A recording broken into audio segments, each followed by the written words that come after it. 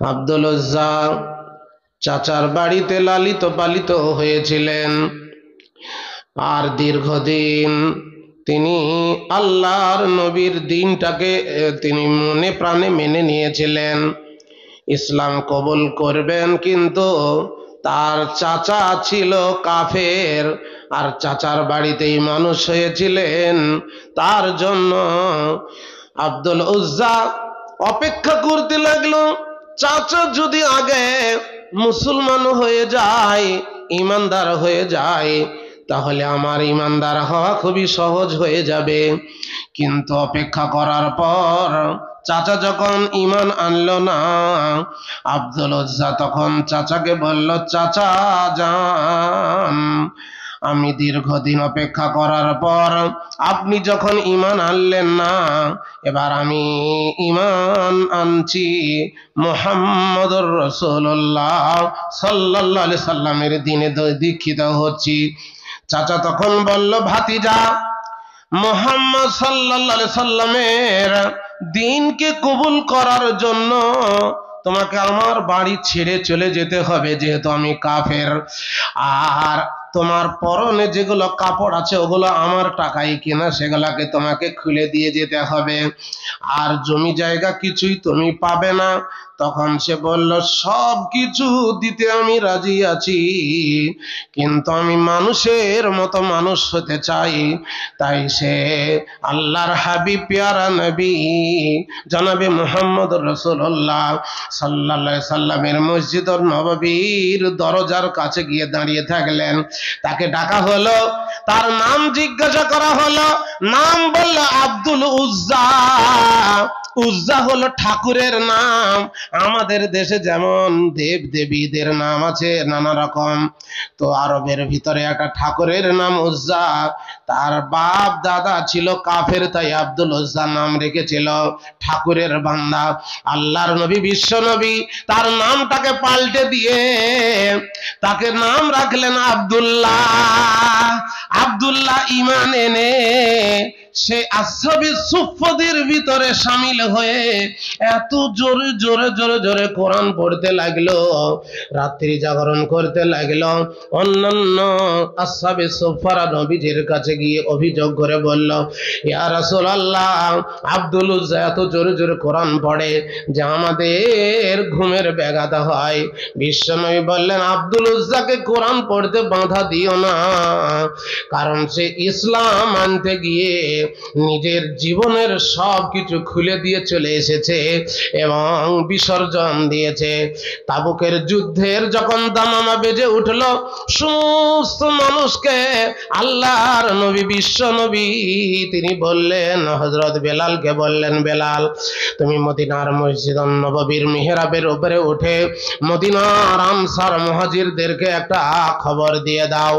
এই মদিনার আনসার মুহাজিরেরা, আমি আল্লাহর নবীর মুয়াজ্জিন হযরত বেলাল বলছি, তোমাদের যার কাছে যা কিছু আছে, তাবুকের যুদ্ধের দামামা বেজে উঠেছে, তোমরা নিজের নিজের দানটা নিজের হাতে মসজিদুন নববীতে দিয়ে যাও।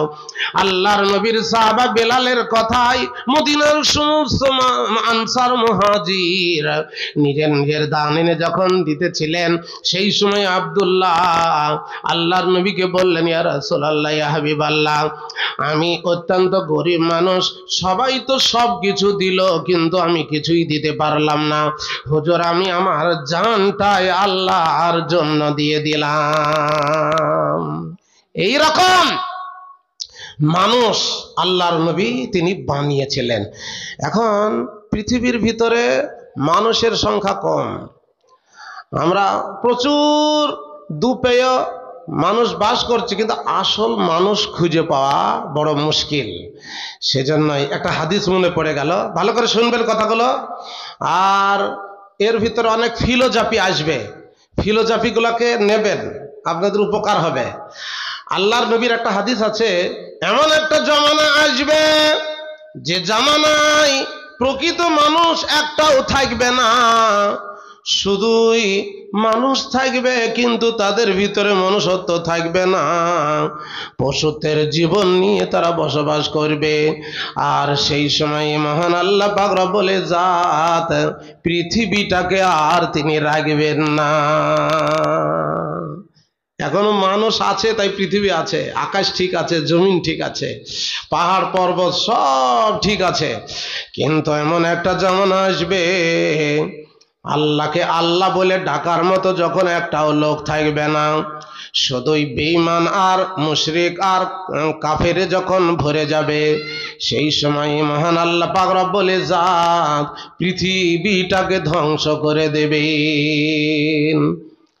এখন আপনারা এখানে অনেক মানুষ এসে জমা হয়েছেন, আমরা সবাই নিজেদেরকে কিন্তু বুদ্ধিমান মনে করি, কেউ নিজেদেরকে বোকা মনে করে না, নাকি? পুরুষদের কিছু রোগ আছে আর মহিলাদের কিছু রোগ আছে। পুরুষদের একটা রোগ কি?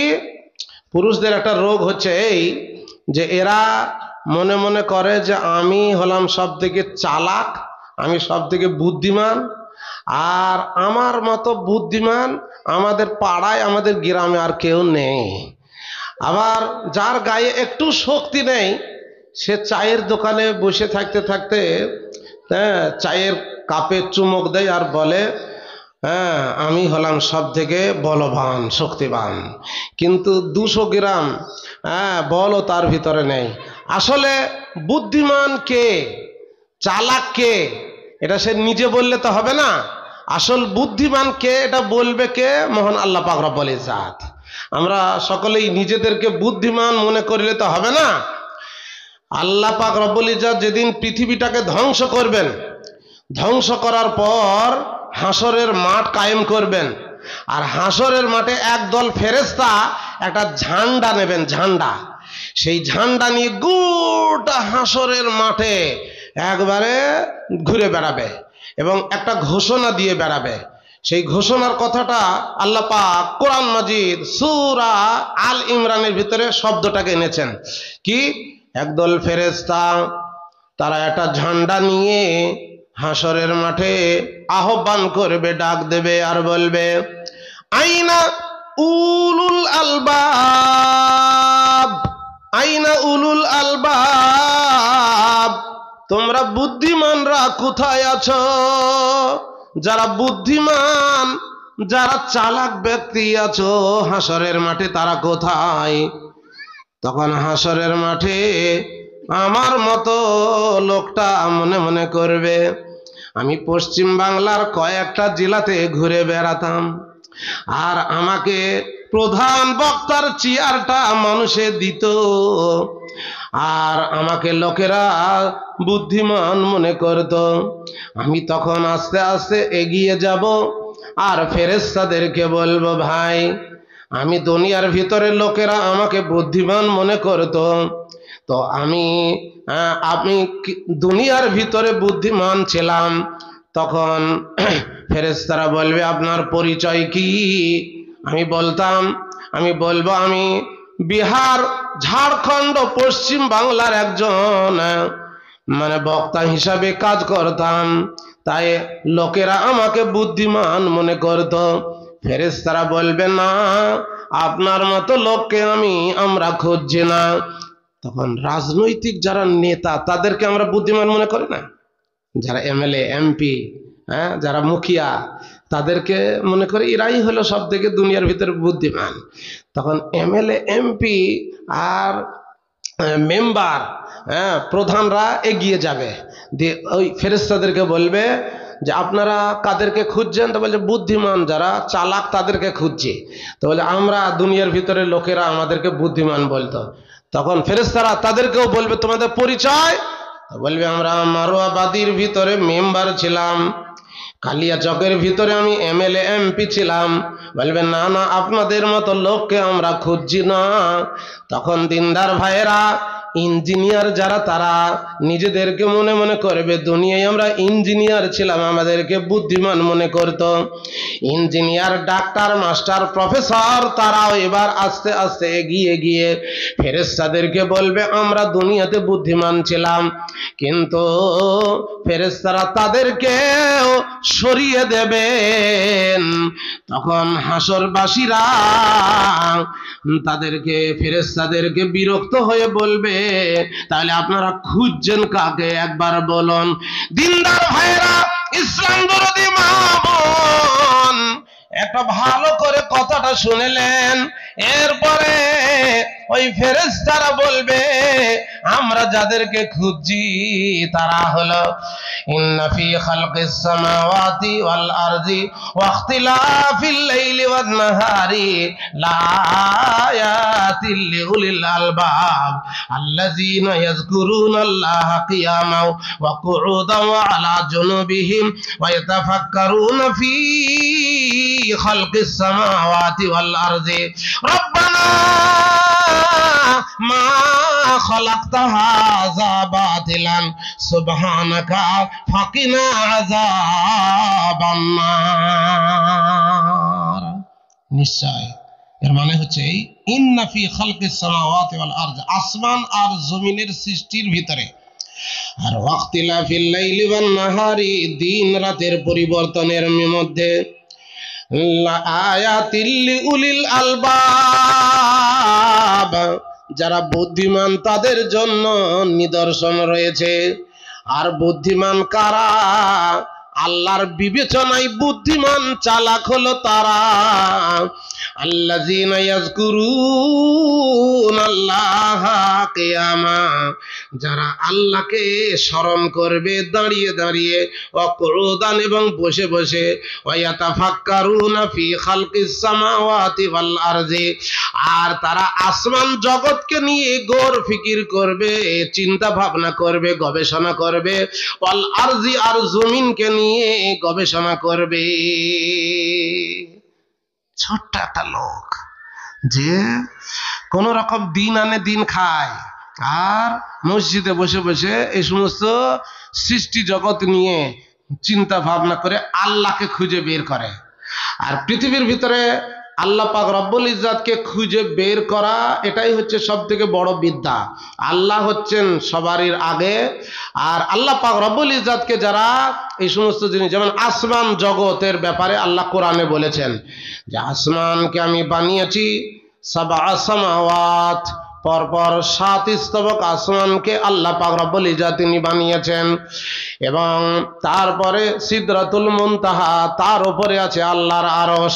প্রথম আসমানটা আল্লাহ পাক রব্বুল ইজ্জাত কি দিয়ে বানিয়েছেন এটা তাফসীরের ভিতরে দেখলাম।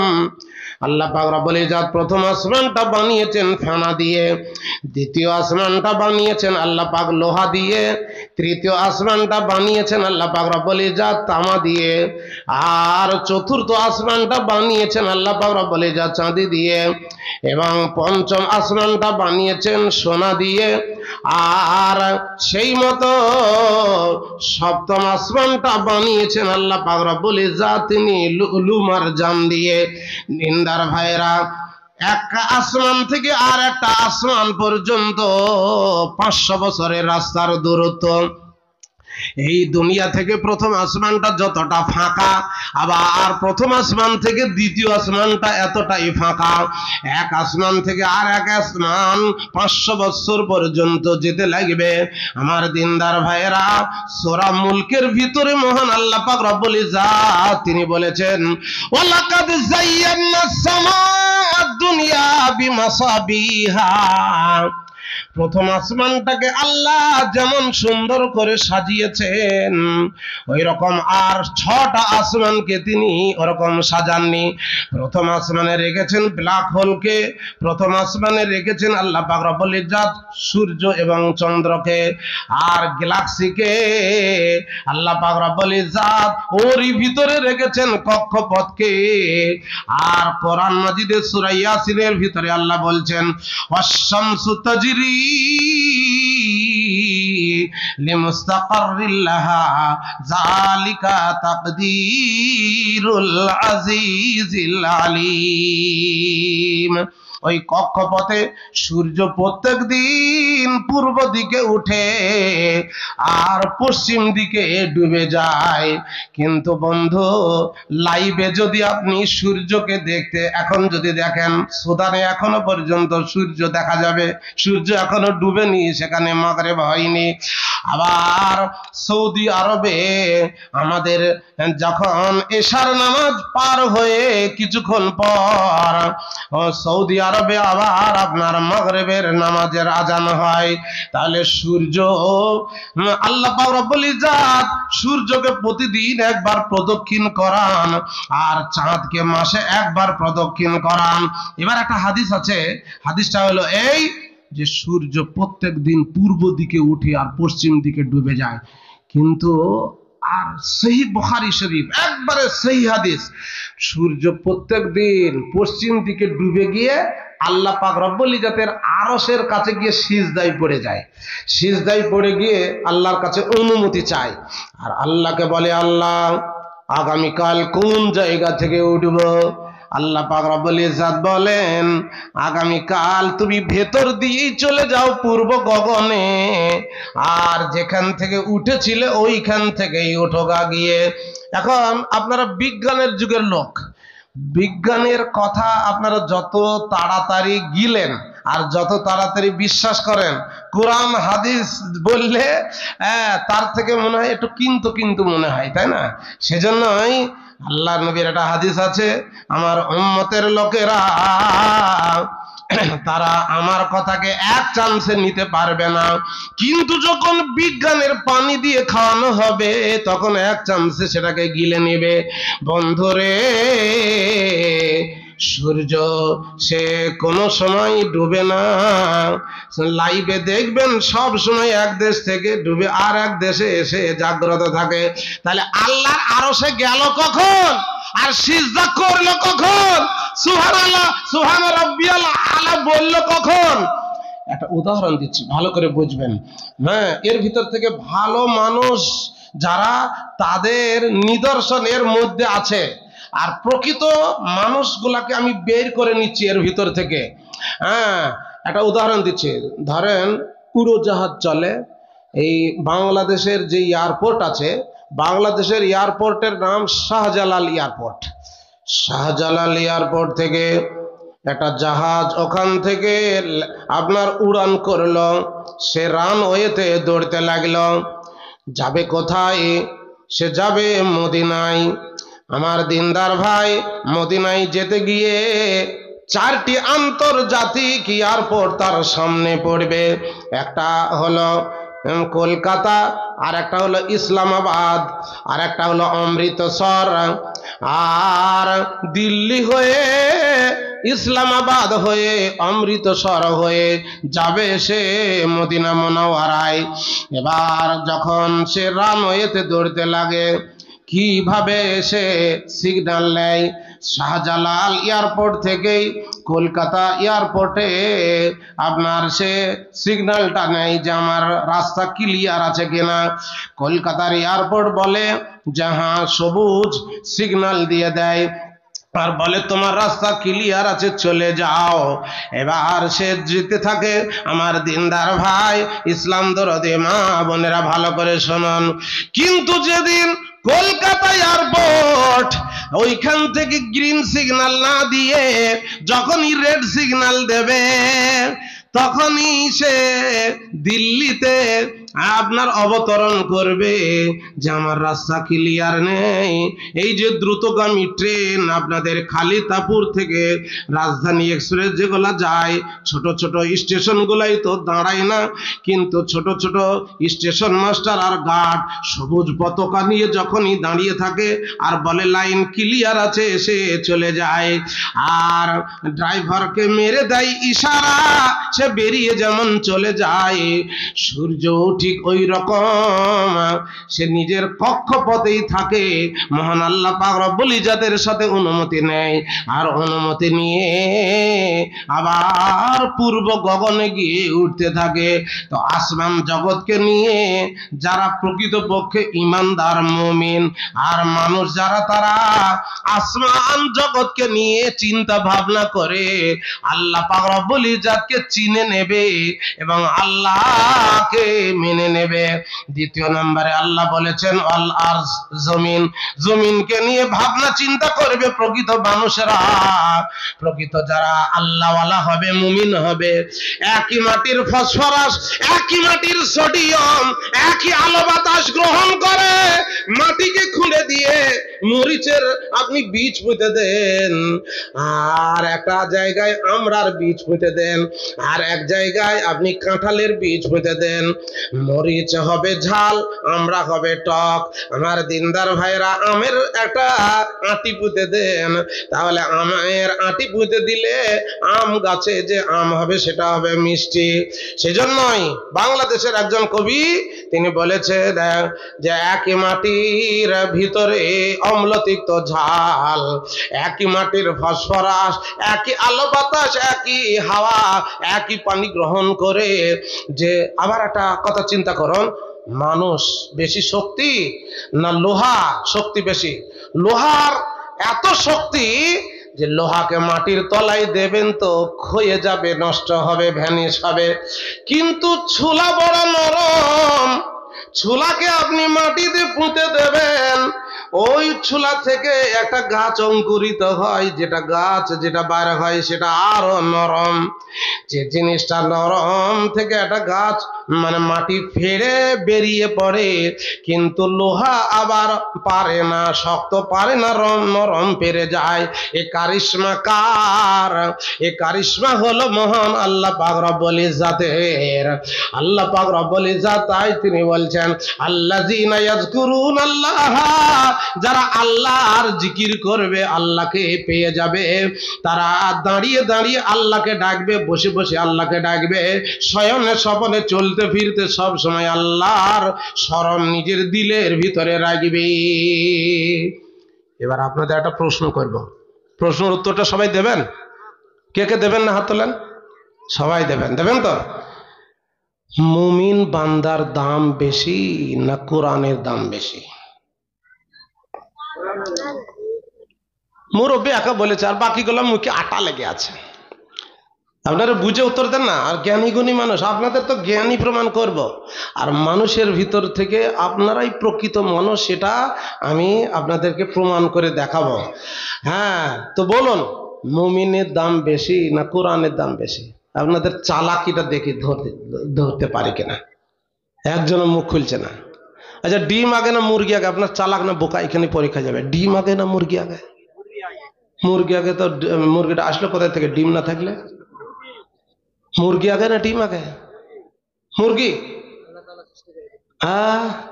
আচ্ছা, এই উত্তরটা নেওয়ার জন্য আর একটা প্রশ্ন করি, ওই প্রশ্নের ভিতরেই এই উত্তরটা ভরা আছে। বীজ আগে না গাছ আগে? বীজ আগে। এই ছোট্ট ছেলেটা বললো বীজ। হ্যাঁ, কি সুন্দর, ও সুন্দরভাবে উত্তর দিল। আগে বীজ, বীজটাকে পুঁতবেন, তারপর গাছ বের হবে। তো আপনাদেরকে আমি প্রশ্ন করছি, এ দেখেন টেবিলে ওটা অত মোটাটা কি গো? ওটা কোরআন। তো ওই কোরআনের দাম বেশি না আপনারা বসে আছেন আপনাদের মুমিনের দাম বেশি? কার দাম বেশি? কোরআনের দাম বেশি। আমাদের ডাক্তার সাহেব বললেন কোরআনের দাম বেশি, কিন্তু ডাক্তার উত্তরটা ঠিক দিনে ভুল দিয়েছে, আর আপনারাও ভুল দিচ্ছেন। শুধু কে কার জন্য এটা দেখতে হবে। কোরআন মানুষের জন্য এসেছে না মানুষ কোরআনের জন্য এসেছে? মানুষের জন্য কোরআন এসেছে। বাহ বাহ, এই সাহেব কাল থেকে কি সুন্দর ওই একই জায়গায় উনি রিজার্ভ করে নিয়েছেন, আর উত্তরগুলা ঠিক ঠিক দেন। কিন্তু হ্যাঁ, কোরআন মাজিদে সূরা বাকারা একটা আয়াত আছে, আলিফ লাম মিম যালিকাল কিতাবু লা রাইবা ফীহি হুদাল লিল মুত্তাকিন। আলিফ লাম মিম আল্লাহু আ'লামু বিমুরাদিহি। তাফসীরে জালালাইনে আল্লামা জালালউদ্দিন সুয়ুতি তিনি ওটা লিখেছেন যে আল্লাহ এর ব্যাপারে জানেন। আর জালিকাল কিতাব মানে ওই কিতাব, এই কিতাব, তাতে কোনো সন্দেহের অবকাশ নাই। আর হুদাল্লিল মুত্তাকিন, মুত্তাকিন ইমানদারদের জন্য ও হেদায়েত। তাহলে কোরআন কার জন্য এসেছে? মুমিনের জন্য, হেদায়েতের দেওয়ার জন্য এসেছে।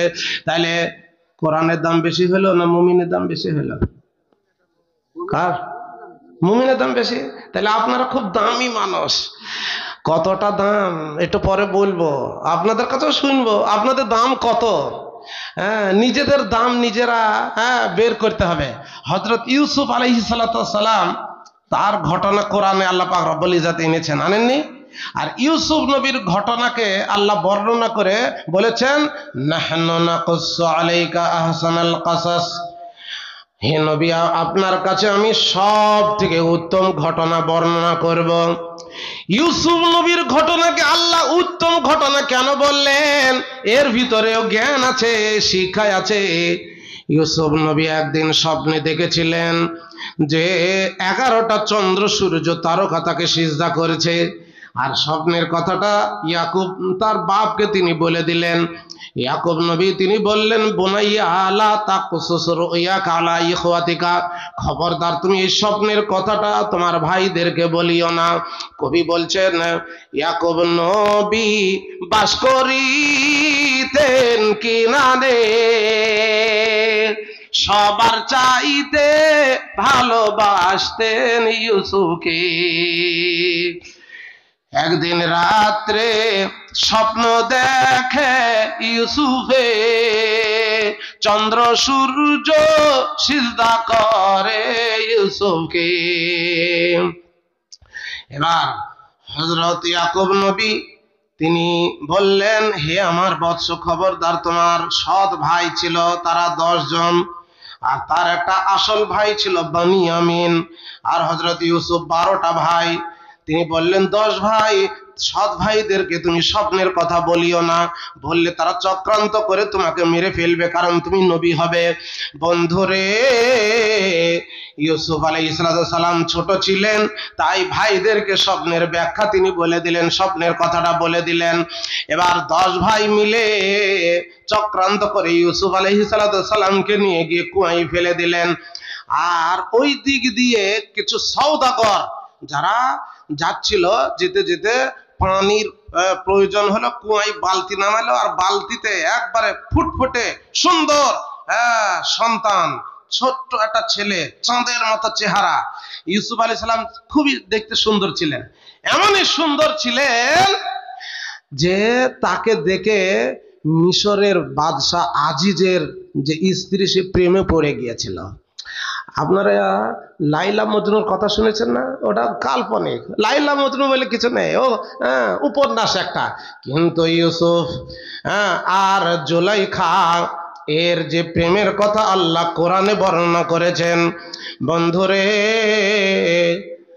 হযরত ইউসুফ যতই সুন্দর থাক, পৃথিবীর ভিতরে ইউসুফের থেকে আপনার আমার নবী, বিশ্ব নবী জনাবে মুহাম্মদুর রাসূলুল্লাহ সাল্লাল্লাহু আলাইহি সাল্লাম, তিনি দেখতে বেশি সুন্দর ছিলেন। আপনারা কি বলছেন? ইউসুফের থেকে আমাদের শেষ নবী, বিশ্ব নবী, তিনি দেখতে সুন্দর ছিলেন। তার একটা সহিহ হাদিস প্রমাণ স্বরূপ আপনাদের দিচ্ছি। একজন মহিলার নাম হযরত আয়েশা উম্মুল মুমিনিন, মা আয়েশা, তিনি বলছেন, হাদিসের ভিতরে আছে, যে সমস্ত মহিলারা ইউসুফ নবীকে দেখে, তার রূপ দেখে নিজেদের আঙুল কেটে ফেলেছিল আপেল কাটতে গিয়ে। তার মানে ওই জুলাইখা ইউসুফের প্রেমে পড়েছিল। সে লম্বা চলা ঘটনা, অত যাচ্ছি না, শুধু টাচ দিচ্ছে। তো যখন প্রেমে পড়লো, আর দরজার দিকে হযরত ইউসুফ জিবরিল আমিনের কথা মতো ছুট ধরলেন, 7টা দরজা পর পর খুলে গিয়েছিল। শেষ দরজাটার কাছে গিয়ে জুলাইখা ওর পিছনের জামা টেনে ধরেছিল অপকর্ম করার জন্য। কিন্তু আল্লাহ পাক হযরত ইয়াকুবের ফটোটা ইউসুফের সামনে এনে রেখেছিলেন, আর বাপের ফটো দেখে তিনি ওই দিকে একদম, তিনি একজন নবী, আর অত্যন্ত পরহেজগার, তাই সেদিকে পা বাড়াননি। তাই শেষের দরজার কাছে গিয়ে জুলাইখা পিছনের জামা টেনে ছিঁড়ে দিয়েছিল। এবার দরজা খুলেই দেখছে তো বাদশা দাঁড়িয়ে আছে। চট করে একটা নাটক সাজিয়ে ফেললো, হ্যাঁ, জুলাইখা দিয়ে তার স্বামীকে বলছে, দেখো, যাকে তুমি খাইয়ে দাইয়ে বড় করলে সে আজ তোমার স্ত্রীর শ্লীলতা হানি করার জন্য, আমাকে ধর্ষণ করার জন্য আমার বেডরুমে এসেছে, তুমি কি তাকে শাস্তি দেবে না? তখন সেই আজিজ সে বলল যে ঠিক আছে, কে দোষী আগে জানা হোক। দিয়ে সেখানে একটা 3 দিনকার একটা সন্তান তফসিরে এসেছে। 3 দিনকার সন্তান কথা বলেছিল কে দোষী এটা প্রমাণ করার জন্য। ওয়াইন কুদ্দা আলা দুবুরিন, হযরত ইউসুফের সামনের জামা দেখা হোক আর পিছনের জামা দেখা হোক, যদি সামনের জামা ছিঁড়া থাকে ইউসুফ দোষী, সে সত্যি ধর্ষণ করতে গিয়েছিল। আর যদি পিছনের জামা ছিঁড়া থাকে তাহলে জানতে হবে মেয়েটাই দোষী, কারণ সে পিছনের জামা ধরে টেনে তাকে নিয়ে যাচ্ছিল বেডরুমে। কিন্তু দেখা গেল ইউসুফের পিছনের জামা ছিঁড়া। বন্ধুরে, তখন মিশরের যিনি বাদশাহ আজিজ তার স্ত্রীকে ভর্ৎসনা করলেন যে এটা তোমারই চক্রান্ত, তুমি দোষী আর ইউসুফ নির্দোষ। এই ঘটনা সারা মিশরে যখন ছড়িয়ে গেল, মিশরের মহিলারা তখন জুলাইখাকে ভর্ৎসনা দিতে লাগলো, লাইলি তোমার এসেছে ফিরিয়া, মজনু গো আঁখি খুলো, ভেঙো না লাইলি, মজনু দেখে এখন শুধু লা ইলাহার জ্যোতি, লা ইলাহার জ্যোতি, পাথর খুঁজিয়া ফিরিয়াজি প্রিয়া, প্রেম দরিয়ার কুলে। অর্থাৎ ইউসুফ জুলেখা লাজমানিহারি দেখিয়া তার খুবসুরতি, মজনু গো আঁখি খুলো, আমার নয়নী নয়ন রাখিয়া, কি বলিতে চাও বলো হে প্রিয়া, ভোলাও অভিমান ভুলো। তখন মিশরের মহিলারা ওই জুলাইখাকে বললো, একটা কৃতদাসের প্রেমে তুমি পড়লে, তোমার কি লজ্জা নাই, ঘেন্না নাই? তখন বাদশার স্ত্রী তো, সে তখন ঢেরি পিটি দিতে বললো সব মহিলাদেরকে অমুক জায়গায় হাজির হতে বললো। হাজির হলো আর তাদের হাতে একটা করে চাকু দিল আর একটা করে আপেল দিল। আপেল দিয়ে এবার ইউসুফ আলাইহিস সালামকে ঘরে বন্দি করে রেখেছিল, আটকে রেখেছিল, লুকিয়ে রেখেছিল। আর ওই মহিলাদেরকে বলল যে একটা লোক এই দিক দিয়ে যাবে, তার দিকে তাকাবে আর আপেলটাকে 2 পিস করবে। এবার যখন ইউসুফ আলাইহিস সালামকে ঘর থেকে বের করে মহিলাদের সামনে দিয়ে হেঁটে যেতে বললো, এত রূপ, এত সৌন্দর্য, এত হ্যান্ডসাম আর এত তার যৌবনের রূপ ছিল যে ওই মহিলারা ইউসুফ আলাইহিস সালামের সৌন্দর্য দেখতে গিয়ে আপেল কাটতে গিয়ে তাদের হাত কেটে ফেলেছিল। আর ওই কথাটাই হযরত আয়েশা সিদ্দিকা তিনি বলছেন, যে সমস্ত মহিলারা ইউসুফ নবীর রূপ দেখে, ইউসুফ নবীর সৌন্দর্য দেখে নিজেদের আপেল কাটতে গিয়ে নিজেদের হাত কেটে ফেলেছিল, তারা যদি, ওই মহিলারা যদি, আর তখন তো বেঁচে ছিল না, হযরত আয়েশা বলছেন, তারা যদি আমার আপনার নবী, বিশ্ব নবী, নবিকুল শিরোমণি জনাবে মুহাম্মদ রাসূলুল্লাহ সাল্লাল্লাহু আলাইহি সাল্লামকে যদি দেখতো, তাহলে তারা হাত কাটা তো দূরের কথা, আপেল কাটা তো দূরের কথা, হাত কাটতে কাটতে কাটতে কাটতে কলজে পর্যন্ত কেটে ফেলতো, টের পেত না। বলুন সুবহানাল্লাহ, জোরে বলুন না ভাই সুবহানাল্লাহ। এখনই বলছেন 1টা পর্যন্ত চালাইতে হবে, আর যদি একটু আওয়াজ না দেন তাহলে তো ঘুম আসবে। সেজন্যই মাঝে মাঝে আপনাদেরকে একটু বকাবো আর প্রশ্ন করব। গতকালকে অনেক অজানা জিনিস জানা হয়েছে, আজকেও অনেক একটা অজানা জিনিস জানালাম, যে কোরআনের দাম বেশি না মুমিনের দাম বেশি, এরপরে আবার আসছে। কিন্তু আল্লাহর নবী যে ইউসুফ আলাইহিস সালাম থেকেও বেশি সৌন্দর্য ছিলেন, তার আর একটা প্রমাণ নেন।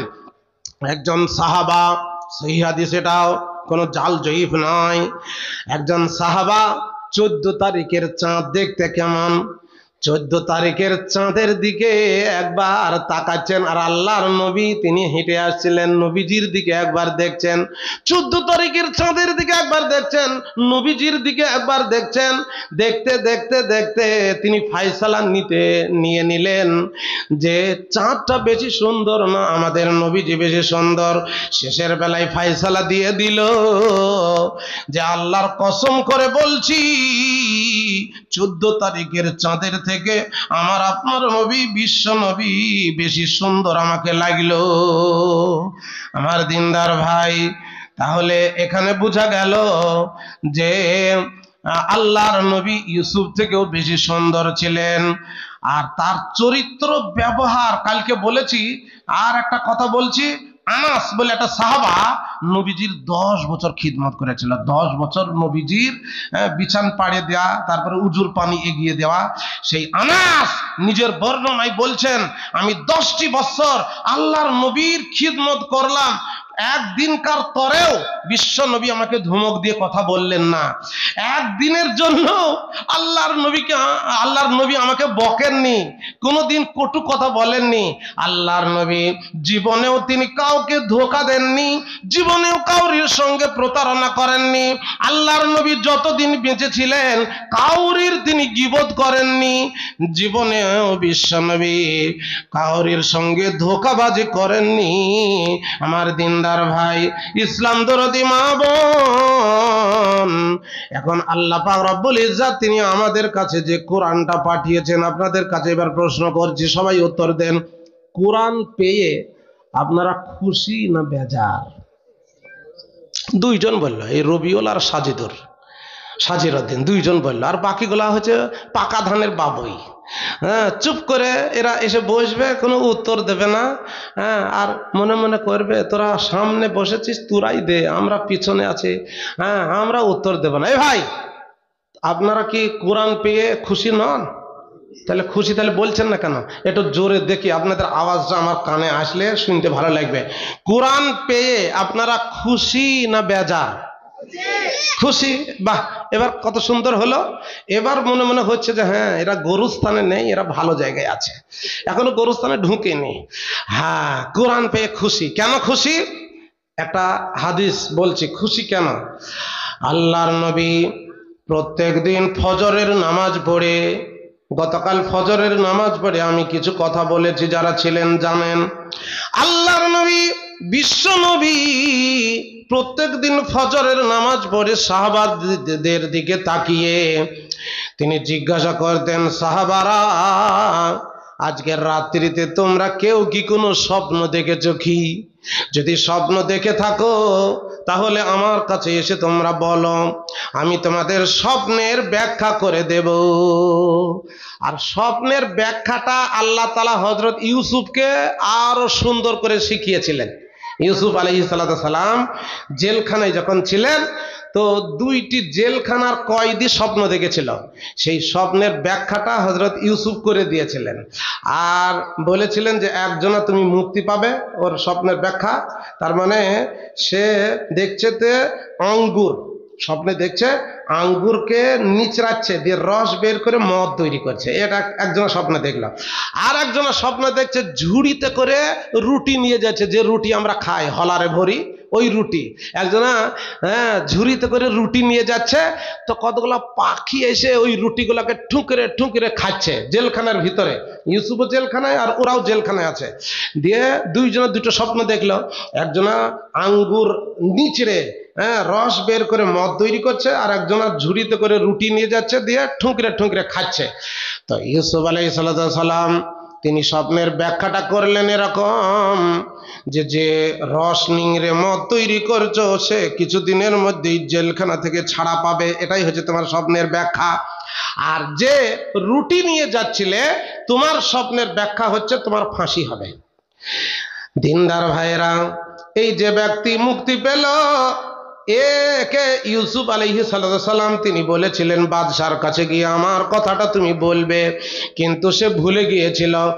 কিছুদিন পর মিশরের বাদশা স্বপ্ন দেখলো যে 7টা দুবলা পাতলা গায় 7টা মোটা তাজা গাইকে গিলে খেয়ে নিচ্ছে, আর 7টা শুকনো শীষ আর 7টা তাজা শীষকে গিলে খেয়ে নিচ্ছে। এই স্বপ্নের ব্যাখ্যা সারা মিশরের ভিতরে কেউ করতে পারল না।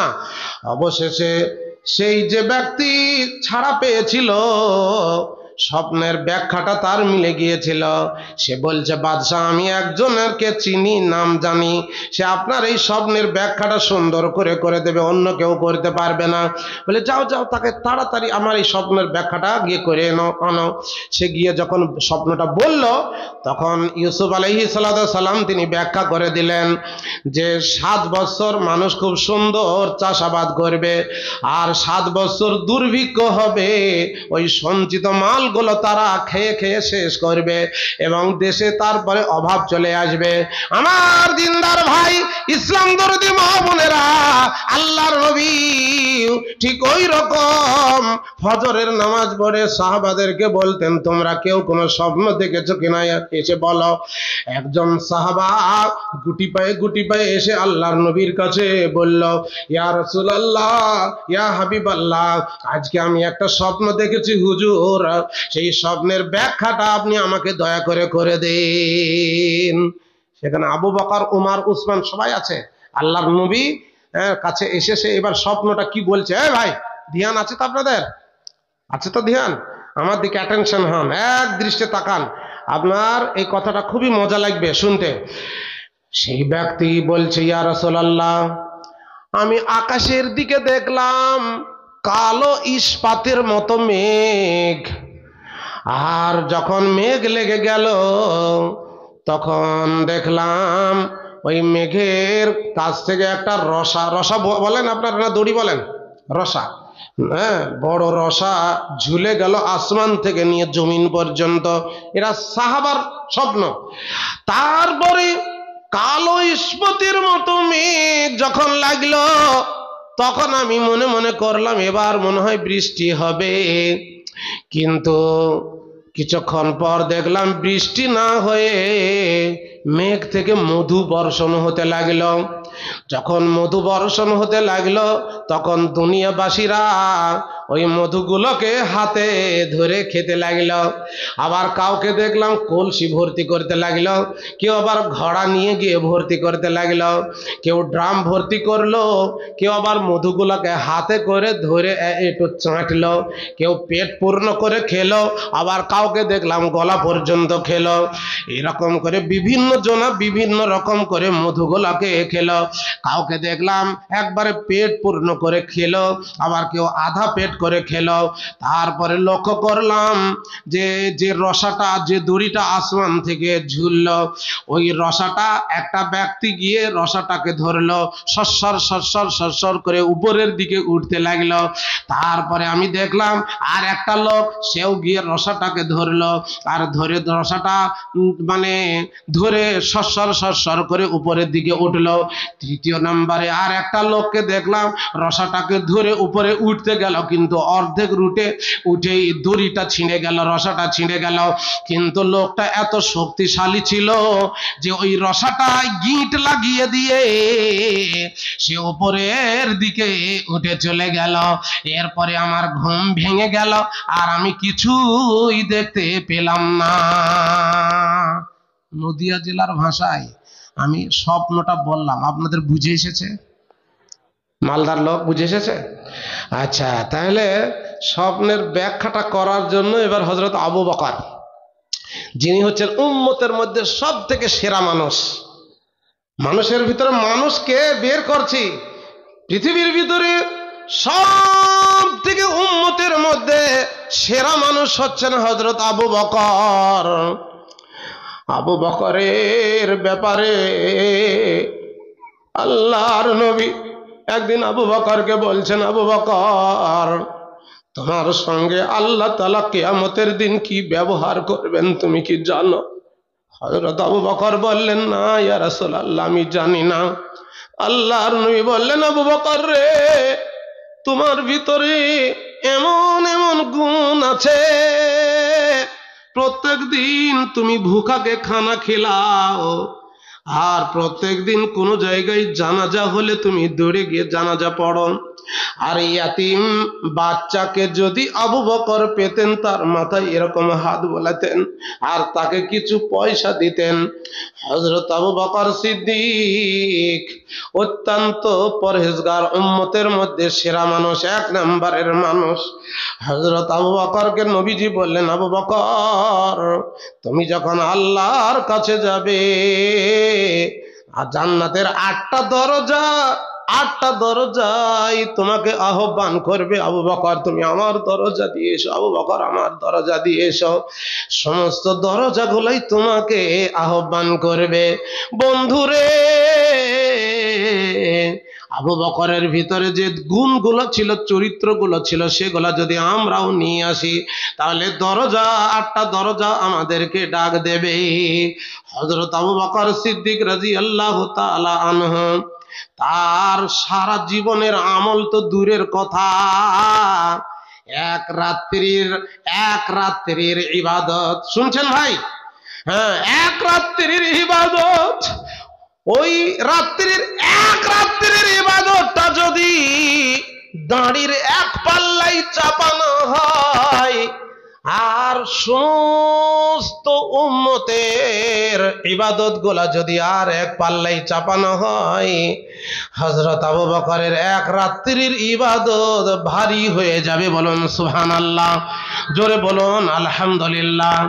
ওটা কোন রাত্রির ইবাদত? হাদিস শরীফের ভিতরে এসেছে, হযরত ওমর তিনি বলছেন, আবু বকর যদি এক রাত্রির ইবাদতটা আমাকে দিয়ে আমার সারা জীবনের ইবাদত যদি নিতে চাই, হযরত উমরের মতো লোক, যাকে কেন্দ্র করে, যার কথাকে আল্লাহ তাআলা আকাশ থেকে সাপোর্ট করেছেন, সেই রকম উমরের মতো লোক, একবারে সহিহ হাদিস এটা, হযরত উমর বলছেন, আবু বকর যদি আমাকে এক রাত্রির ইবাদত দিয়ে আমার জীবনের সমস্ত ইবাদতগুলো যদি নিতে চাই, আমি দিয়ে দেব। বলুন সুবহানাল্লাহ। ওটা কোন রাত্রির ইবাদত? যে রাত্রিতে আল্লাহর নবীকে মারার জন্য মক্কার কাফেররা দা নিয়ে, বটি নিয়ে, ফালা নিয়ে আর বিভিন্ন রকমের অস্ত্র শস্ত্র নিয়ে আল্লাহর নবী আর আবু বকরকে তাড়াতে তাড়াতে যাচ্ছিল। আর গারে আপনার জাবাল, গারে সৌর, যার অপর নাম গারে সৌরে, হযরত আবু বকর আল্লাহর নবীকে নিয়ে হেফাজত করেছিলেন। হযরত আবু বকর বিশ্ব নবীকে উরুর উপরে নিয়ে সারা রাত্রি ধরে পাহারা দিয়েছিলেন কাফেরদের অত্যাচার থেকে বাঁচাবার জন্য। বিশ্ব নবীকে সেদিনকে তিনি ঘুম পাড়িয়েছিলেন আবু বকর, সারা রাত্রি তিনি ঘুমাননি। আর নিজের পাগড়িটাতে খুলে ওই মানে যেগুলা গর্ত ছিল, গর্তগুলোকে তিনি মানে মেরে দিয়েছিলেন। কি জানি সেই পাহাড়িয়া অজগর সাপ এসে আল্লাহ নবীকে দংশন করবে নাকি। তাই ওই এক রাত্রির ইবাদত আল্লাহর কাছে এত কবুল হয়েছে, এত দামি হয়েছে, যে সমস্ত মানে উম্মতের আমল থেকে হযরত আবু বকরের আমল, ওই এক রাত্রির আমল সব থেকে বেশি দামি এবং ভারী হবে। দিনদার ভাইয়েরা, আবু বকর সিদ্দিক তখন আস্তে আস্তে এগিয়ে গিয়ে আল্লাহর নবীকে বলছেন, ইয়া রাসূলুল্লাহ, এই সাহাবার স্বপ্নের ব্যাখ্যাটা আমি করব আপনার করার আগে। আল্লাহর এই নবীকে হযরত আবু বকর যখন অনুমতি চাইলেন, আমি ব্যাখ্যাটা করি, যদি ভুল হয় আপনি বলবেন। আবু বকর এবার স্বপ্নের ব্যাখ্যাটা করতে লাগলেন। কি? হযরত আবু বকর তিনি এবার বলছেন, এই সাহাবা, ওই সাহাবাকে বলছেন যে স্বপ্নটা দেখেছিল, তাকে বলছেন, তুমি যে আকাশে মেঘটা দেখেছিলে, ওটা মেঘ নয়, ওটা হচ্ছে ইসলামের সুশীতল ছায়া। আর যে দড়িটাকে তুমি ঝুলতে দেখেছো, ওটা হচ্ছে ইসলামের রসা, ইসলামের পথ। ইহদিনাস সিরাত সিরাতাল মুস্তাকিম, ওইটাই হলো সহজ সরল সোজা পথ। আর যে মেঘ থেকে তুমি মানে মধু বর্ষণ হতে দেখেছ, পানি না বর্ষণ হয়ে, ওই মধুগুলা ছিল মধু নয়, বরং ওগুলা হলো কোরআনের আয়াত। কোরআন, কোরআন হচ্ছে মধুর বাণী। কোরআনকে যদি মানুষ পড়ে, আর কোরআনের ঝংকার এত সুন্দর, কোরআনের কথা যদি কানে ঢোকে, কোনো জিনিস পৃথিবীর ভিতরে আর ভালো লাগবে না। তাই যেগুলা মধু বর্ষণ হতে দেখেছো ওগুলা হলো কোরআন। আর যাদেরকে তুমি পেট পূর্ণ করে খেতে দেখেছো, তারা দুনিয়ার ভিতরে তারা হাফেজ হবে। যারা অর্ধেক খেয়েছে দেখেছো, তারা অর্ধেক কোরআন মুখস্থ করবে। আর যারা কিছু কিছু ধরে আপনার খেয়েছে, তারা কোরআনের কিছু কিছু সূরা মুখস্থ করবে। যারা শুধু একটু চেটেছে, তারা ছোট্ট ছোট্ট ইন্না তাইনা কুলহুর মতো সূরাগুলোকে মুখস্থ করবে। এই রকম ব্যাখ্যা যখন হযরত আবু বকর সিদ্দিক রাদিয়াল্লাহু তাআলা আনহু তিনি দিলেন, আর সত্যি সত্যি সুন্দর তিনি ব্যাখ্যা দিলেন, বিশ্ব নবীর কাছে আমার দিনদার ভাই মানে ব্যাখ্যাটা মিলে গেল। তো সেই মধুর বাণী হলো কোরআন। কোরআন পেয়ে কেন খুশি হবেন না আপনারা? কোরআন হচ্ছে আমাদের গাইড বুক, কোরআন হচ্ছে আমাদের পথ প্রদর্শক, কোরআন আমাদেরকে জান্নাতের রাস্তা দেখাবে, কোরআন হচ্ছে ট্রাফিক পুলিশ। হ্যাঁ, কোরআন ট্রাফিক পুলিশ কেমন? এখান থেকে একটা গাড়ি ছাড়লেন, গাড়িটা যাবে কোথায়? গাড়িটা যাবে আপনার ধর্মতলা কলকাতা, কিন্তু কালিয়াচক থেকে গাড়িটা এই দিকে গাজলের দিকে ছুটতে লাগলো। ও কলকাতা পৌঁছাবে? বলছেন না কেন? কলকাতা পৌঁছাবে? পৌঁছাবেন না। যখন গাজল পার হয়ে রায়গঞ্জ গিয়েছে, ওইখানে ট্রাফিক পুলিশকে জিজ্ঞাসা করছে, ভাই এইখান থেকে ধর্মতলা কতদূর? তো বলছে আপনার রুট ভুল হয়ে গিয়েছে, এই দিকে আপনি পাবেন না, এদিকে তো চলে যাচ্ছে শিলিগুড়ি, ময়নাগুড়ি, ধূপগুড়ি, হ্যাঁ এইদিকে কিষানগঞ্জ চললো, এদিকে তো কলকাতা নয়। গাড়িটাকে ঘুরান, ঘুরিয়ে এবার এই দিকে ছুটতে থাকুন, কালিয়াচক পার করে, ফারাক্কা পার করে, বহরমপুর পার করে যখন কৃষ্ণনগরের দিকে ছুটতে থাকবেন, বারবার কাউকে জিজ্ঞাসা করতে হবে না এখান থেকে কলকাতা কত দূরে, কারণ বইকে বলা হয়েছে নীরব বন্ধু, আর মাইলস্টোনকে বলা হয়েছে নীরব ট্রাফিক বন্ধুরে। এখান থেকে যে গাড়িটা ছাড়বেন, আর গাড়িটা যখন আপনার বহরমপুরের দিকে ছুটতে থাকবে, বারবার আপনার মাইলস্টোনে লেখা আছে এখান থেকে কলকাতা 200 কিলোমিটার কি 300 কিলোমিটার। সেই জন্যই এই কোরআন হলো একটা ট্রাফিক পুলিশ। আপনি আপনার জীবনে চলার পথে মাঝে মাঝে কোরআনকে আপনি জিজ্ঞাসা করবেন, কোরআন আমি যে রাস্তায় চলছি এই রাস্তাটা সঠিক রাস্তা কিনা? আমি যে রাস্তায় চলছি কোরআন, এই রাস্তায় চললে আল্লাহকে পাওয়া যাবে কিনা? এই রাস্তায় জান্নাত পাওয়া যাবে কিনা? কোরআন যদি বলে বান্দা তুমি ঠিক রাস্তায় চলছো, চালিয়ে যাও, চালিয়ে যাও, তাহলে চালিয়ে যেতে হবে। আর কোরআন যদি বলে তুমি স্টপ হয়ে যাও, টাচু হয়ে যাও, ওখান থেকে তোমার জীবনের মোড়টাকে ঘুরিয়ে নাও, এইরকম ভাবে চলতে থাকো। আমার দিনদার ভাই, কোরআন হলো ট্রাফিক পুলিশের মতো। শুধু তাই নয়, কোরআনকে আপনি যা জিজ্ঞাসা করবেন কোরআন তাই উত্তর দেবে। দেবে কি দেবে না? কোরআনকে আপনি যদি জিজ্ঞাসা করেন, কোরআন তুমি পৃথিবীতে আসার আগে ছিলে কোথায়, তো কোরআন আপনাকে একবারে চট করে উত্তর দেবে, ফি লাউহি মাহফুজ, আমি দুনিয়ায় আসার আগে লাউহে মাহফুজে ছিলাম। কোরআনকে যদি আপনি জিজ্ঞাসা করেন, কোরআন তুমি পৃথিবীর ভিতরে দিনের বেলায় এসেছো না রাত্রি বেলায় এসেছো, কোরআন চট করে বলবে ইন্না আনজালনাহু ফি লাইলাতিল কদরি, আমি লাইলাতুল কদর, কদরে রাত্রিতে এসেছি, দিনের বেলায় নয়। কোরআনকে যদি জিজ্ঞাসা করেন, কোরআন বুঝলাম তুমি লাউহে মাহফুজে ছিলে, রাত্রি বেলায় দুনিয়াতে এসেছো, কিন্তু কোন মাসের ভিতরে এসেছো? কোরআন বলবে শাহরু রমাজান আল্লাযী উনজিলা ফীহিল কোরআন, আমি রমজানের মতো মুবারক মাসে দুনিয়ার ভিতরে এসেছি। কোরআনকে যদি জিজ্ঞাসা করেন কোরআন কার উপরে নাজিল হয়েছে, কোরআন বলবে নুজিলা আলা মুহাম্মদ, আমি মুহাম্মদ সাল্লাল্লাহু আলাইহি ওয়াসাল্লামের উপরে নাজিল হয়েছে। আর কোরআনকে যদি আপনি জিজ্ঞাসা করেন কোরআন রে তোমার ভিতরে আছে কি একটু বলে দাও, তখন কোরআন বলবে তিবিয়ানাল লিকুল্লি শাইইন, আমার ভিতরে সব কিছু তোমার জীবনের চলার পথে যা যা যা যা প্রয়োজন সব কিছু তুমি পেয়ে যাবে। এবার একটা প্রশ্ন করছি, বুঝে উত্তর দেবেন না, ঘুমাচ্ছেন আপনারা? আচ্ছা বুঝে উত্তর দেন। কোরআনের প্রথম অক্ষর কি? না হলো না। কোরআনের প্রথম অক্ষর কি? ওটা তো প্রথম নাজিল হয়েছে, কিন্তু কোরআনের প্রথম অক্ষরের কথা জিজ্ঞেস করছে। কি? কাফ। ভুল। কোরআনের প্রথম অক্ষর হচ্ছে বা। বিসমিল্লাহ দিয়ে শুরু হয়নি, আউযুবিল্লাহটা নেই কোরআনের প্রথমে, কিন্তু প্রথমেই আছে কি? সূরা ফাতিহার আগে কি আছে গো? বিসমিল্লাহ আছে, তাহলে বা দিয়ে শুরু। এবার শেষ অক্ষর বলেন। সিন। সঠিক উত্তর সিন। তাহলে বা আর সিন দুটোকে এক জায়গায় মিলিয়ে দেন, কি হলো? বাস। বাস মানে এবার বাসে চড়ে বাড়ি চলে যাবেন নাকি? হ্যাঁ, বাস মানে কি? বাস মানে এনাফ, বাস মানে যথেষ্ট। তার মানে ব্যক্তিতে, পরিবারে, রাষ্ট্রে, তোমার জীবনে চলার পথে যা কিছু প্রয়োজন আল্লাহ বলছেন আমি সব কোরআনের ভিতরে বলে দিলাম।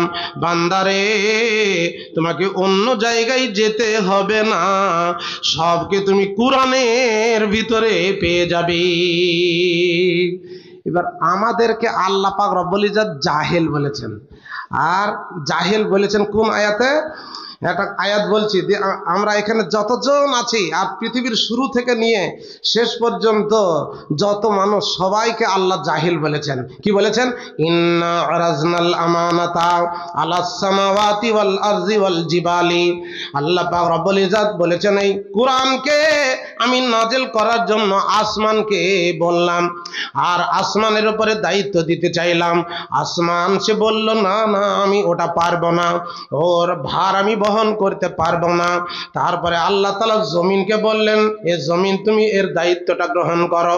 জমিন সেও নিতে চাইলো না, এবং তারপরে আল্লাহ বলছেন আমি পাহাড়কে বললাম, পাহাড় সে একবারে কেঁপে থরথর থরথর করে কেঁপে যেতে লাগলো।